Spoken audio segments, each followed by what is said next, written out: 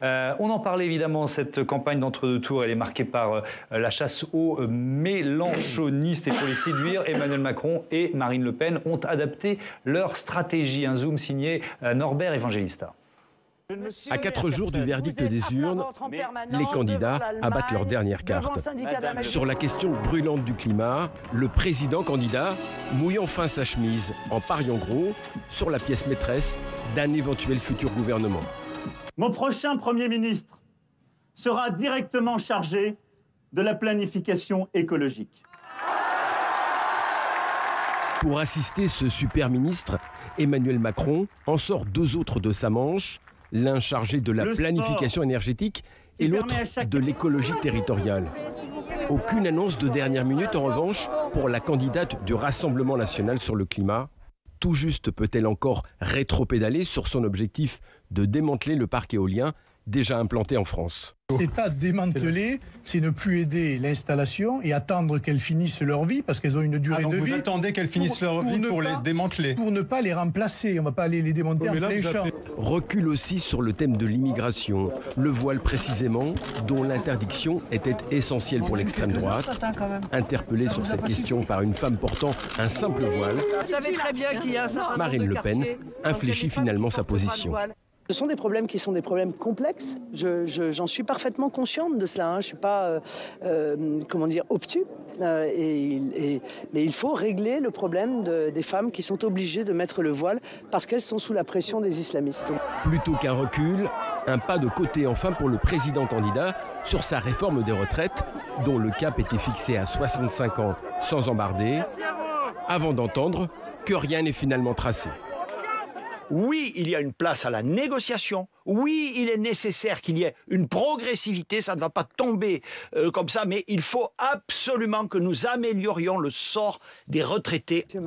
À quelques heures du débat, où chacun jouera le tout pour le tout, la moindre annonce, la moindre retouche au programme des finalistes peut encore compter pour séduire les derniers indécis. Le match Macron-Le Pen, je vous propose 4 correspondants étrangers pour l'arbitrer. Ana Navarro-Pedro, bonsoir. Bienvenue, vous êtes correspondante de la presse portugaise à Paris. Paolo Levi, correspondant, bonsoir Paolo, de l'ANSA, c'est l'équivalent de l'AFP en Italie. Richard Verly, bonsoir. Vous êtes journaliste franco-suisse au Temps et vous publiez La France contre elle-même, c'est publié aux éditions Grasset. Et puis on a avec nous en duplex Philippe Turle, qui est journaliste britannique à France 24. Bonsoir, merci d'avoir accepté notre invitation. Ana Navarro-Pedro, qu'est-ce que vous retenez de ces 8 jours de campagne d'entre-deux tours? Qu'est-ce qui vous a marqué? Au-delà de tout ce qui est stratégie politique de chaque candidat, ce que je retiens en parlant avec les gens, c'est vraiment un énervement croissant. Ah, chez nous, chez les Français? Chez les Français. Oui.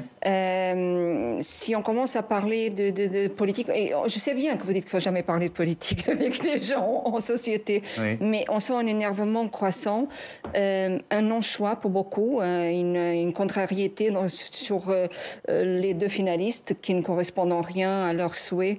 Et plus que ne pas correspondre à leurs souhaits, il y a une hostilité vis-à-vis des 2 et qui ne savent pas quoi faire et qui ont peur pour les 5 années à venir. Et quel que soit l'élu. Mais au-delà de ça, un énervement. Qu'est-ce qui va se passer? Quels sont les choix?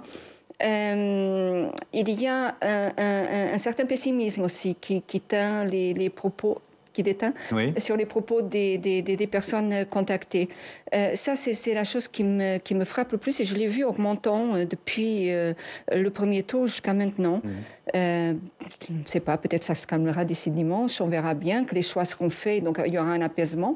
Mais pour l'instant, c'est ça qui me frappe le plus, au-delà de toutes les stratégies et tous les petits points politiques et politicards. Oui, on va en parler, c'est un peu la dissidence dont parlait Mathieu il y a quelques minutes. Paolo Levi, une présidentielle à la française, c'est quand même, pour un Italien, c'est toujours spectaculaire, parce qu'il y a ce système assez vertical, quoi. Absolument, c'est spectaculaire pour les Européens. C'est un petit peu l'équivalent de la Coupe du Monde de football en politique. C'est-à-dire que nous, à ce point-là, Richard, on vient tous de systèmes parlementaires très différents, qui sont beaucoup plus ennuyeux. Il y a beaucoup moins d'enjeux ici en France. Ce système de la Ve République, rend vraiment ce débat entre deux tours et ensuite le vote de dimanche entre deux candidats quelque chose de saisissant. D'ailleurs, ça devrait entraîner des masses. En rigolant avant de rentrer dans le studio, on disait justement dommage qu'on n'ait pas mis un méga écran au Champ de Mars pour suivre le débat. Comme pour un match de foot, en quelque sorte. Exactement, parce que je vous assure que c'est spectaculaire pour certains aspects. Richard Verdi, on a vu le reportage sur les changements de pied, pour ne pas dire plus recul des deux candidats. Est-ce que vous les trouvez finalement logiques? C'est-à-dire que c'est dans la logique d'une campagne présidentielle de la Ve République. Au premier tour, on réunit son camp et au second tour, on ratisse plus large. C'est pas très surprenant, quoi. Je ne suis pas très étonné, d'autant que la victoire appartient finalement à ceux qui n'ont voté ni pour l'un ni pour l'autre au premier tour. Oui. C'est ceux du troisième homme, assez largement, c'est quand même l'électorat de Jean-Luc Mélenchon qui va faire cette victoire. Et dans le cas de Marine Le Pen, il y a ce réservoir de voix chez Éric Zemmour. Donc je ne suis pas surpris. Et celui qui, en la matière, affiche le plus un catalogue de mesures destinées à ratisser large, c'est quand même Emmanuel Macron. Parce que moi, j'étais au meeting de Marseille. Très franchement, l'heure qu'il a passé à détailler le catalogue écologique, il n'y a pas d'autre mot, un catalogue écologique, on était quand même un peu tous surpris. On s'attendait à un meeting. Alors, il avait démarré très anti-Le Pen, Front républicain, etc. Puis d'un seul coup, on est parti dans un long catalogue extrêmement précis. Vous vous souvenez, sur les éoliennes, sur le ministre qui sera chargé de la planification écologique territoriale. Lui, il est allé très loin dans le détail, et j'ai tendance à penser que c'est parce qu'il a une vision très précise de l'électorat qu'il estime avoir besoin de conquérir. Oui, et puis parce que c'est aussi plus sur ses bases. Parce que c'est aussi un marqueur de différenciation fort vis-à-vis de Marine Le Pen. Absolument. Il veut la corneriser. Il me semble qu'elle est quand même restée plus sur ses bases. Elle s'est moins éloignée de sa base dans cet entre-deux tours. Ouais. Philippe Turle, vous couvrez, je crois, les campagnes présidentielles françaises depuis 1988. Celle-ci, qu'est-ce qui ressort pour vous? Est-ce qu'elle vous semble atypique par rapport aux autres? Alors, ce qui est drôle, c'est que pour moi, chaque fois que je dois faire un reportage sur les campagnes électorales en France, on dit toujours « Oh, ben, on n'a jamais vu une campagne comme celui-ci à chaque fois. » Et je crois qu'on n'a jamais vu de campagne comme celui qu'on vit actuellement. Pour une raison précise, c'est que pour le premier tour, Emmanuel Macron était, pour ainsi dire, absent. C'est Marine Le Pen qui a vraiment bien réussi sa campagne. Elle a presque réussi à anéantir Éric Zemmour. J'avais du mal à comprendre pourquoi Emmanuel Macron avait décidé de ne presque pas faire campagne, mais vraiment très tardivement, ce qui n'était pas une bonne décision selon moi. Mais en même temps, maintenant qu'on est dans la deuxième partie de cette élection, je trouve que c'est Emmanuel Macron qui est dans une position de force et c'est Marine Le Pen qui fait une moins bonne campagne pour le deuxième tour que pour le premier tour. Donc on voit une espèce de changement de situation, alors que pendant la première partie de la campagne, Emmanuel Macron a commencé bas, il est monté haut à cause de la guerre en Ukraine et toutes les négociations avec Vladimir Poutine. Il a incarné ce chef d'État dont on avait besoin à un moment clé pour mener la bataille et la France en pole position contre Vladimir Poutine. Ensuite, il a baissé, alors que Marine Le Pen, elle a commencé fort, elle a baissé et puis elle est remontée derrière pour finir en deuxième place. Et on voit un peu dans la deuxième partie de cette élection le contraire pendant cette deuxième tour. Donc c'est vrai que chaque élection est différente et cette fois-ci, on a encore une fois une élection qui est un peu différente des autres. Oui, alors vous évoquiez, Philippe, évidemment l'actualité de la guerre en Ukraine. Mathieu, vous étonnez de la place prise par les thématiques, les questions internationales dans cette campagne? Oui, moi je me faisais la réflexion en regardant la conférence de presse la semaine dernière de Marine Le Pen sur la diplomatie. C'était du jamais vu entre les deux tours. J'ai pas le souvenir de candidat qui ait fait une grande conférence de presse de cette façon-là sur les questions internationales dans l'entre-deux tours. Combien de fois n'a-t-on entendu que les Français n'étaient pas intéressés par les questions internationales, qu'ils étaient trop auto-centrés, trop occupés à penser à eux, trop repliés sur lui-même. Combien de fois n'a-t-on vu des candidats travailler ou mettre en valeur leur statut international, souvent pour rien. François Hollande, par exemple, n'était jamais allé en Chine avant d'être élu. Sa notoriété ne dépassait pas les limites de la Corrèze, disait à l'époque les partisans de Nicolas Sarkozy. Alors que lui, Sarkozy, tutoyait les grandes ce monde, en fait, ça ne servait à rien. Ça peut empêcher François Hollande d'être élu parce que tout le monde s'en fichait. Mais alors cette année, patatras, le retour du tragique dans l'histoire, comme le dit Emmanuel Macron, a fait surgir les questions internationales dans le débat public à un niveau qu'on n'avait jamais connu, comme quoi il ne faut jamais désespérer. Coup sur coup, on a quand même eu la pandémie mondiale de Covid et la flambée des prix d'énergie qui a suivi, qui ont remis sur le devant de la scène les questions de souveraineté nationale et de solidarité européenne. On a eu la guerre en Ukraine qui a évidemment mis l'accent sur les questions géostratégiques, d'alliance, de défense ou de coopération européenne sur le droit d'asile notamment. Et puis même le débat hystérisé qu'on a connu sur l'immigration à droite et à l'extrême droite a nécessité de reparler des rapports Nord-Sud et notamment de nos relations avec l'Afrique. Ouais, alors si on fait un peu le bilan, quels impacts cette actualité, ces débats ont-ils eu sur la campagne? La guerre en Ukraine a fait une victime en France, Éric Zemmour, quand même, faut le dire. Le polémiste ne s'est jamais remis de sa poutinophilie avancée, à l'inverse de Jean-Luc Mélenchon et dans un premier temps de Marine Le Pen. Je dis dans un premier temps parce qu'elle pourrait bien faire une autre victime pour le coup, et ça serait la candidate du Rassemblement national qui a du mal à convaincre. Son passé pro-Poutine est devenu un élément de langage récurrent chez les macronistes, qui lui rappelle son prêt obtenu auprès d'une banque russe, sa visite au Kremlin, ses nombreuses visites en Russie, parce qu'il n'y a pas eu que la visite au Kremlin, ses déclarations. Alors les lepénistes, eux, répondent en soulignant le fait que Macron avait accueilli Poutine à Versailles, Brégançon. Bref, voilà, on est dans un échange. Mais au-delà des rapports avec Vladimir Poutine, la guerre en Ukraine a aussi conduit Marine Le Pen à préciser ses intentions sur l'OTAN, sur les alliances. Et là, on a découvert que malgré la guerre, après la guerre, il fallait, selon elle, associer l'OTAN plus étroitement à la Russie. On a aussi redécouvert sa vision de l'Europe d'une certaine façon. D'accord, elle ne veut plus sortir dans l'euro, mais qu'est-ce que ça veut dire quand on regarde précisément les mesures qu'elle veut prendre? Quelque chose a changé en fait, parce que le pays des Gaulois réfractaires découvre en fait tout l'intérêt de ne pas être seul face au désordre du monde, que la tentation du repli sur soi souverainiste n'a plus grand sens à l'échelle de la France, mais peut peut-être se penser à l'échelle européenne. À l'inverse, si je prends le camp d'Emmanuel Macron, lui aussi il va devoir répondre sur des questions internationales, son échec d'avoir réussi à instiller pousser une défense européenne, ces initiatives diplomatiques qui n'ont pas eu grand sens, ou en tout cas grand résultat à Moscou. Voilà, autant d'éléments qui, à mon avis, devraient figurer en grande partie sur la table du débat pour la première fois dans un débat d'entre-deux tours présidentiels et qui pourraient bien revenir à la figure des candidats, notamment Marine Le Pen, comme un boomerang. On suivra ça demain, évidemment. Matteo Salvini, est-ce que il faisait partie, Matteo Salvini, Paolo Levi, des poutinophiles? Absolument, absolument. C'était un peu la même démarche que Marine Le Pen, notamment après l'annexion de la Crimée, etc., si je me souviens bien. Exactement la même chose. Matteo Salvini était un des pions principaux de Vladimir Poutine en Europe occidentale, dans un grand pays de l'Union européenne. D'ailleurs, exactement comme Marine Le Pen, Matteo Salvini a été reçu à Moscou. Il s'est affiché sur la place rouge en face du Kremlin avec un t-shirt à l'effigie de Poutine. Ça fait des polémiques pas possibles. Ouais. Et aujourd'hui, ce même Matteo Salvini soutient la majorité de notre Premier ministre Mario Draghi parce que, comme vous l'avez très justement rappelé, on n'est pas en train de vivre...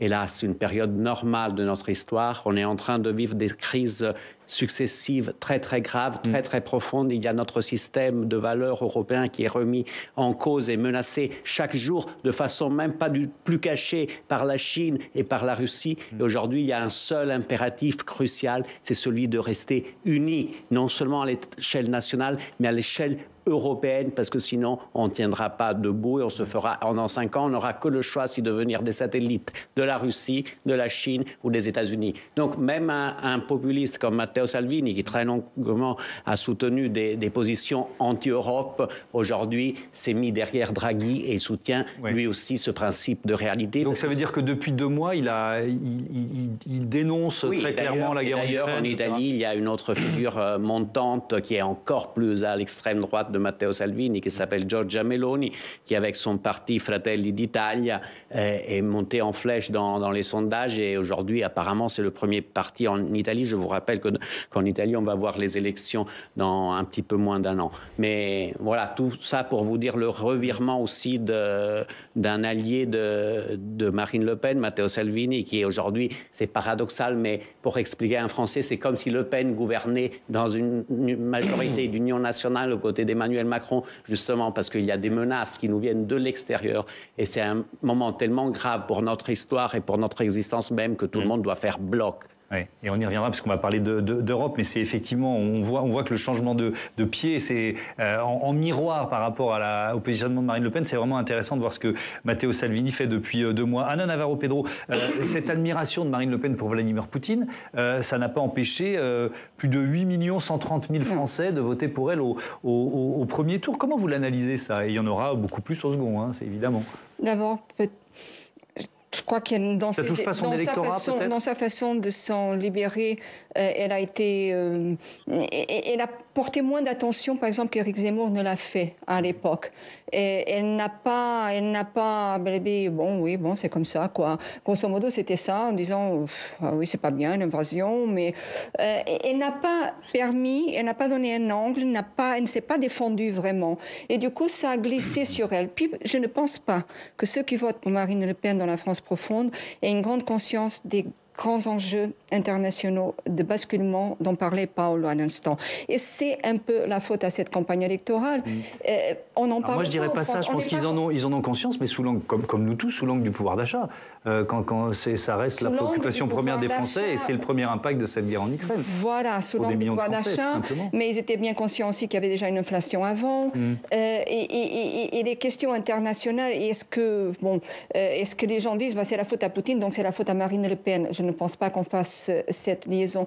Donc, elle a réussi, peut-être en étant très low profile, très profil bas, parce qu'elle peut-être ne savait pas comment faire autrement, je n'en sais rien, parce que le lui a conseillé. Elle a réussi, évidemment, à se sortir de cette nasse-là. Et je ne pense pas... Elle a dû se défendre, et ça c'était très intéressant qu'elle précise ses opinions sur l'OTAN, sur les relations internationales, sur l'Europe, mais je ne pense pas que ça va avoir un poids en France, dans la grande majorité de l'électorat hors classe moyenne supérieure et urbaine, que ça aura un grand impact sur le vote. Quelle image elle a au Portugal, Marine Le Pen? Pas très bonne. Puis elle est venue défendre un parti populiste naissant qui tout d'un coup émerge avec un poids assez significatif. Et on n'a pas apprécié, on n'aime pas trop qu'on vienne nous dire comment faire chez nous, et on ne va pas chez les autres dire comment faire non plus. Donc, Mais bon, c'est toujours... merci de la question, Mathieu. C'est intéressant de voir le poids de l'extrême droite dans les différents pays d'Europe. Et je vais poser la question tout de suite à Philippe Turle. Ça représente... Quand vous regardez depuis la Grande-Bretagne un parti d'extrême droite à 23% au premier tour et potentiellement à 50 et plus au second, on verra bien ce qui se passe dimanche prochain. Comment vous réagissez et que représente l'extrême droite dans votre pays?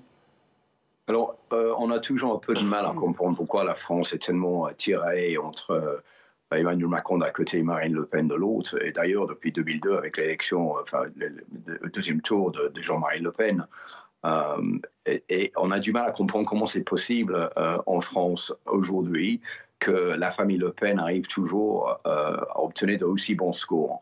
Est-ce que c'est une malaise française? Est-ce que la France est mal dans sa peau? Les Français sont très nostalgiques. Il y a toujours cette envie de retrouver le bonheur d'autrefois. Mais est-ce que ce bonheur existait vraiment? Il y a beaucoup de questions qu'on pose et on a du mal à trouver les réponses. Mais là, il y a une chose qui est assez intéressante qu'on a observée depuis un certain temps, parce que vous savez bien que la Grande-Bretagne a quitté l'Union européenne depuis un peu plus d'1 an maintenant. Et Boris Johnson a retrouvé une santé avec la guerre en Ukraine, alors qu'au début, quand Emmanuel Macron a commencé à parler avec Vladimir Poutine, Boris Johnson se trouvait un petit peu marginalisé parce que avec le Brexit, avec le Partygate, les amendes qu'il a reçues pour les fêtes de 10 Downing Street pendant le confinement, Vladimir Poutine ne le prenait pas au sérieux, donc il n'y avait aucune question de négocier directement avec Vladimir Poutine.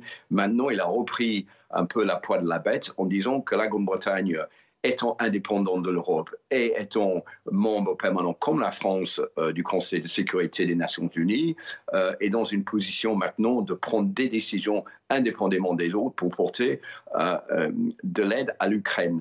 Et d'ailleurs, il y a moins d'1 heure, Boris Johnson a fait une adresse devant les parlementaires pour s'excuser encore une fois pour les fêtes 10 Downing Street. Et l'une des questions qui était posée, c'était précisément cette question, alors que maintenant, vous avez pris le contact avec Volodymyr Zelensky, est-ce que la Grande-Bretagne peut être le meneur du monde, le pays qui mène la bataille contre la Russie, indépendamment des autres, parce que vous n'êtes plus dans l'Union européenne. Donc, quelque part, ça a servi à Boris Johnson de quitter l'Union européenne et donc le Brexit. Alors très vite, l'extrême droite en Grande-Bretagne, ça pèse quoi ? Alors l'extrême droite en Grande-Bretagne, il y a des similitudes entre la politique de Boris Johnson, notamment l'attitude vers l'Europe. Mais ce qu'on n'a pas, nous, c'est cette politique anti-immigration. Il y a maintenant de nouvelles mesures qui sont en cours de négociation. On devrait envoyer tous les migrants qui viennent en Grande-Bretagne par les bateaux depuis Calais au Rwanda. Mais je pense que c'est une mesure qui ne passera pas parce qu'il y aura des disputes et des discussions qui auront lieu dans la Chambre des communes, mais c'est une proposition du gouvernement. Donc on trouve de plus en plus une politique d'extrême droite, mais sans nom. Alors qu'en France, on a le nom, on sait de quoi il s'agit. En Angleterre, c'est un peu plus caché dans la politique générale du gouvernement de Boris Johnson. Richard Verly, la France contre elle-même, c'est le titre de votre livre. Vous la décrivez dans cet ouvrage. Vous l'avez retrouvé dans les urnes dimanche dernier ? Oui, absolument. C'est une France... Je rappelle que vous aviez suivi l'ancienne ligne de démarcation. J'ai choisi de suivre l'ancienne ligne de démarcation. C'est donc cette France très rurale, il faut bien le dire, dans laquelle je me suis plongé. C'est un peu le socle de la France, cette France centrale. Oui, je l'ai retrouvée. D'ailleurs, elle a voté dans tous ses départements, largement pour Marine Le Pen, parce que c'est une France qui se sent dépossédée, et qui, par ailleurs, est confrontée à tous les problèmes que l'on connaît, pouvoir d'achat, services publics qui sont de plus en plus... disons, problématiques, où il est de plus en plus difficile d'accéder, déserts médicaux. Donc oui, je l'ai retrouvé. Moi, ce qui me frappe, j'aurais un point de vue un petit peu différent de celui d'Anna Maria, c'est-à-dire que c'est pas très étonnant que la question internationale n'ait pas eu d'influence au premier tour. Parce qu'au premier tour, les gens se sont positionnés avant tout, d'abord en fonction du candidat qui leur plaisait, du programme qui leur plaisait. Je soupçonne que ça aura quand même beaucoup plus d'importance au second tour. Parce que derrière la question internationale, vous avez deux manières de le traduire. Il y a la lecture du conflit, la lecture de Vladimir Poutine, qui est-il, peut-on parler avec lui ? Mais il y a une autre chose, nous allons élire, les Français vont élire le chef de l'État qui aura éventuellement besoin peut-être un jour d'activer la dissuasion nucléaire. Bref, il va falloir élire un chef des armées dans une situation de guerre. Et cet aspect-là, chef des armées en situation de guerre, à mon avis, va quand même quelque part être beaucoup plus présent dans les urnes au deuxième tour qu'il ne l'a été au premier. Oui, c'est la question de la présidentialité de Marine Le Pen qui sera notamment sa partie la plus régalienne. Non, et il y a aussi, pour rebondir, un vrai questionnement par rapport aux sanctions, c'est-à-dire que jusqu'ici, l'Europe a agi en bloc, uni, en approuvant des sanctions, même dures et difficiles, à l'encontre de la Russie de Poutine. Et Marine Le Pen, pendant toute sa campagne, n'a pas caché, disons, son hostilité par rapport à ce système de sanctions.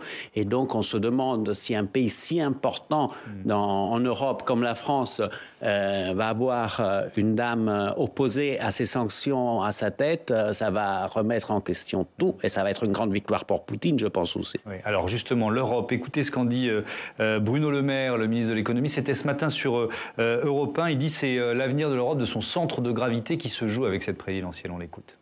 Elle propose aussi en matière de relations internationales, je le rappelle, de couper les ponts avec l'Allemagne, de renoncer à ce qui a fait la prospérité et la paix en Europe depuis un demi-siècle, c'est-à-dire l'amitié entre la France et l'Allemagne.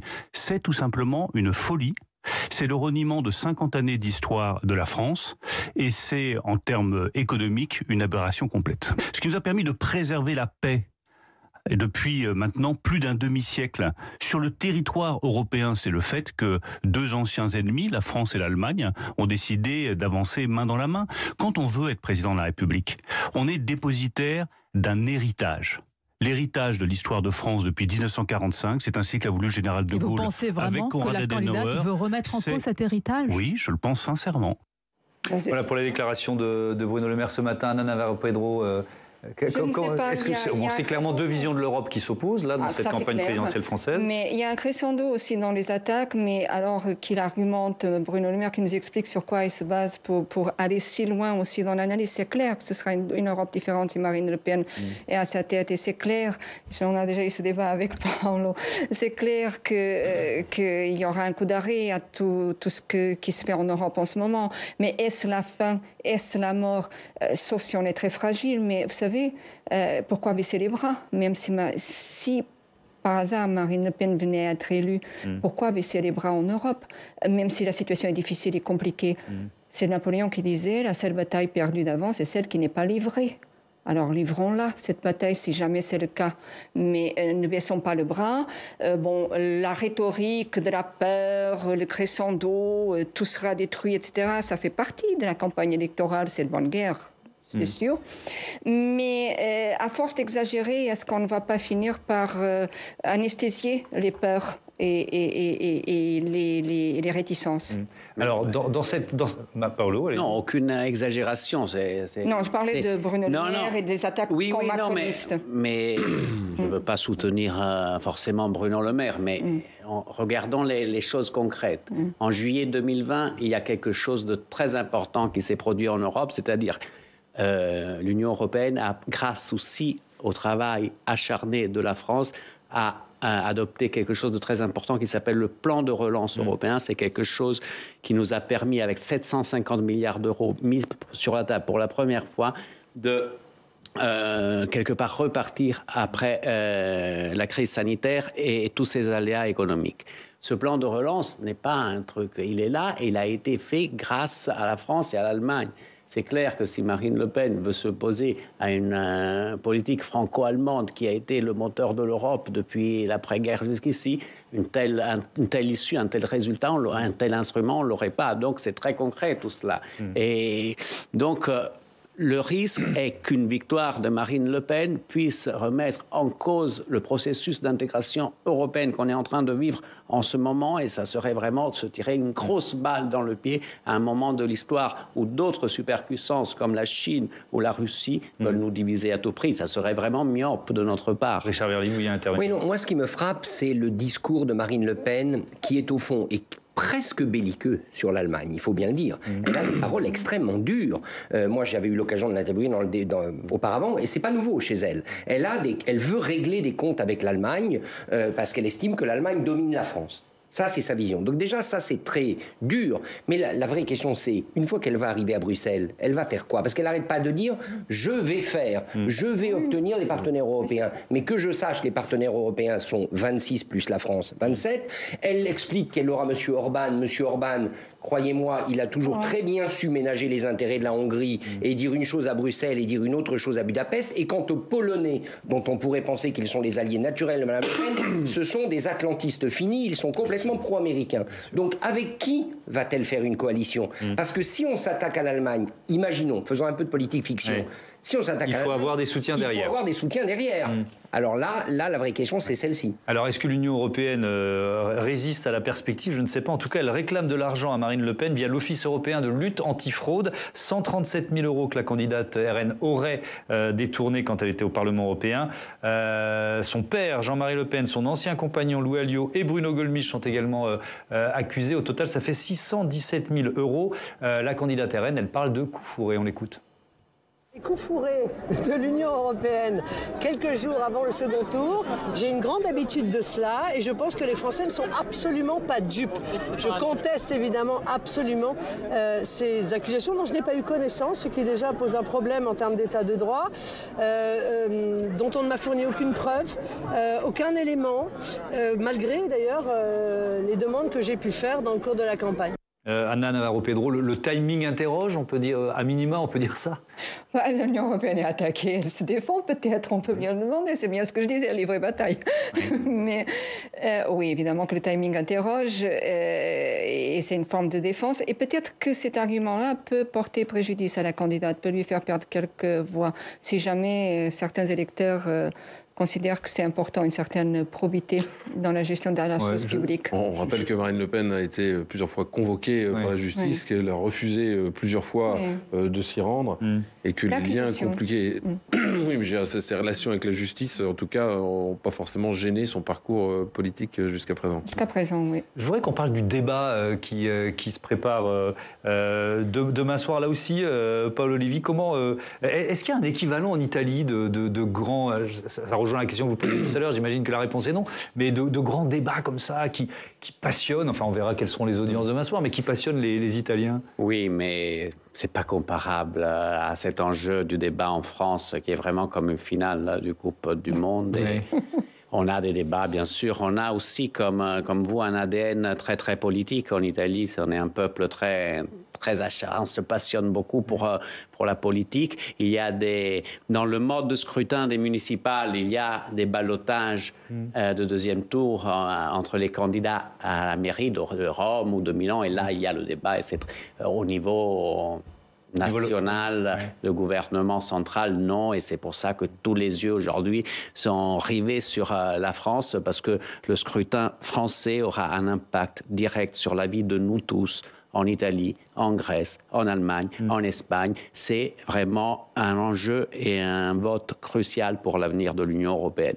Ouais. Est-ce que Paolo Levi, avec sa passion européenne, ne surestime pas un petit peu ce coup de projecteur porté par les électeurs des autres pays sur notre scrutin français ?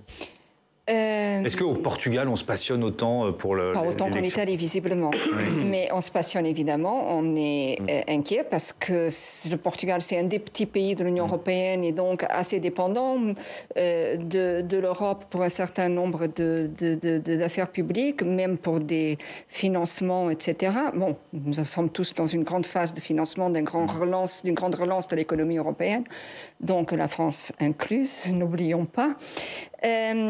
Vous savez, la diplomatie portugaise n'est pas trop mauvaise, paraît-il, et on a l'habitude de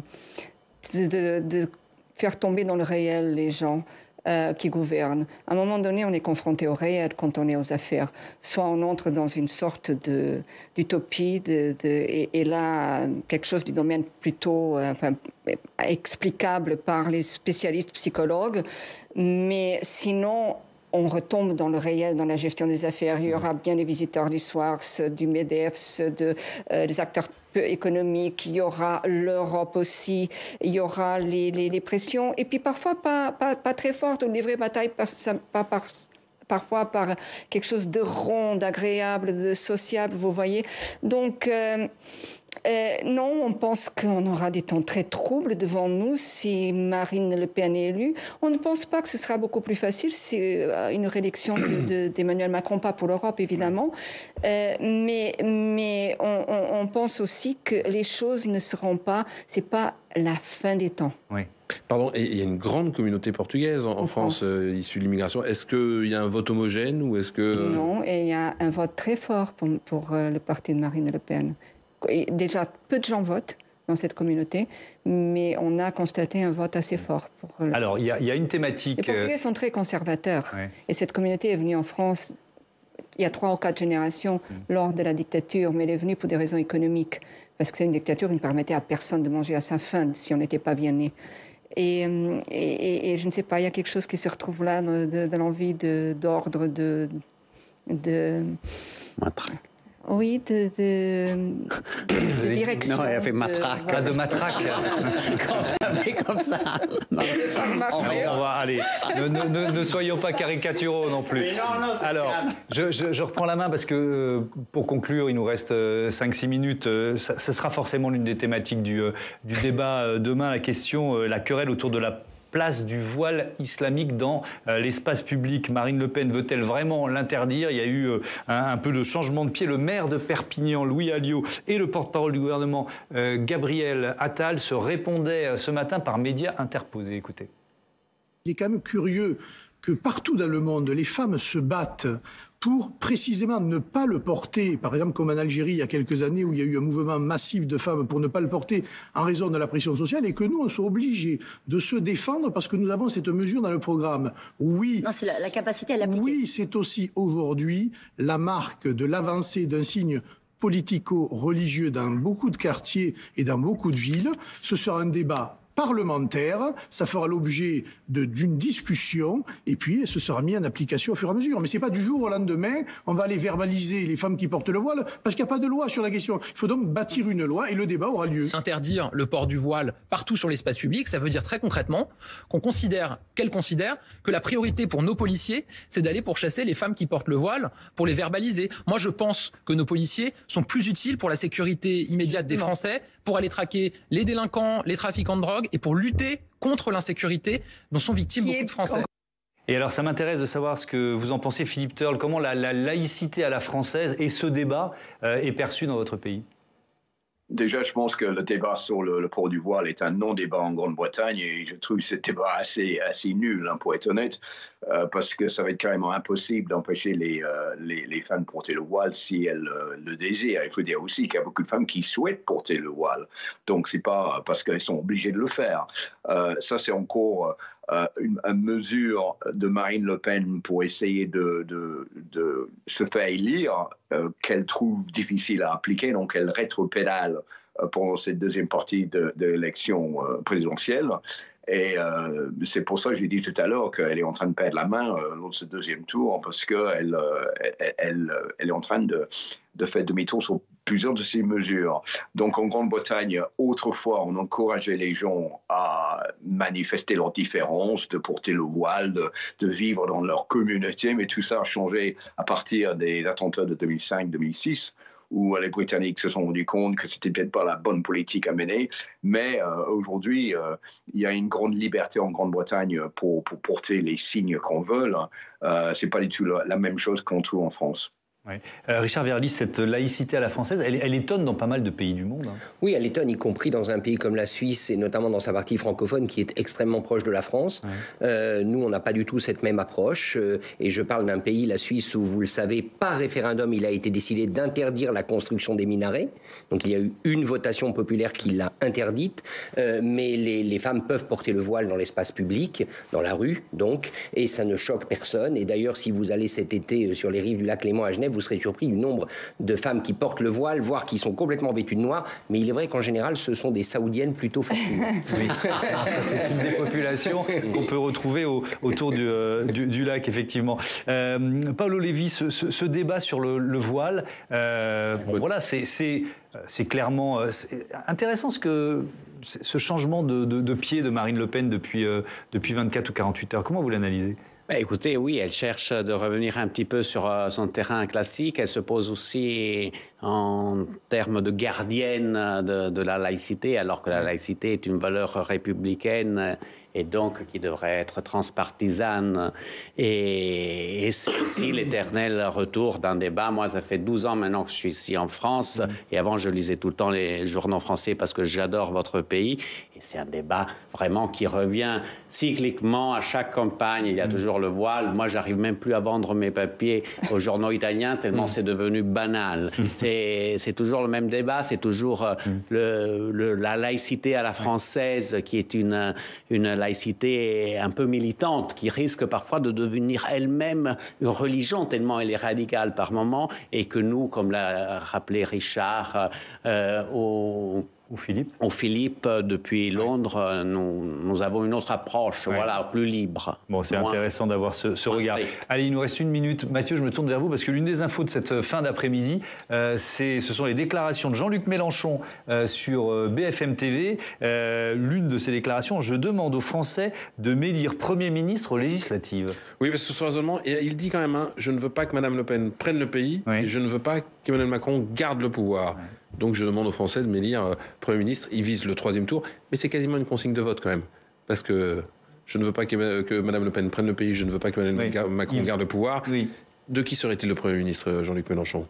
Si jamais il a remporté une majorité législative, probablement plus de la première option dans sa vision. D'Emmanuel Macron, évidemment, on l'a bien compris. Merci beaucoup, merci à tous d'avoir participé à ce débat ici et en duplex. Je rappelle le titre de votre livre publié aux éditions Grasset, Richard Verly, La France contre elle-même.